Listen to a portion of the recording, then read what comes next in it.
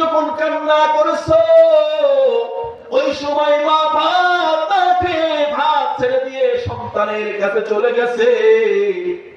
যাওয়ার পরে মা বলেছে, বাবা তোমার কি হয়েছে দেখি। সন্তান প্রস্রাব পায়খানা করেছে, ঠিক কিনা বলে। মা হাত ধুয়ে ভাত না খেয়ে আগে সন্তানকে ওই প্রস্রাব পায়খানা পরিষ্কার করেছে।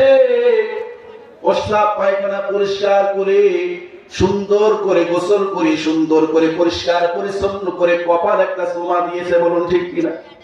কত ভক্ত তোমার জন্য তোমার মা ভাত খাইতে পারে না, তুমি সেই মাকে সেই বাবাকে তুমি ভুলে গেছো, বলুন ঠিক কিনা। বাবা তোমার জন্য কম কষ্ট করে নাই। সারাটা দিন সকাল থেকে শুরু করে ফজরের নামাজ আদায় করার পর মাঠে চলে গেছে, রিকশা চালাতে চলে গেছে, ভ্যান চালাইতে চলে গেছে, ব্যবসা বাণিজ্যের কাজে বের হয়ে গেছে। কিসের জন্য বাবা? তোমাকে খুশি করার জন্য, বলুন ঠিক কিনা। তোমাকে ওই মাঠে নিয়ে যায় নাই তোমার বাবা তোমাকে সুখে রাখার জন্য।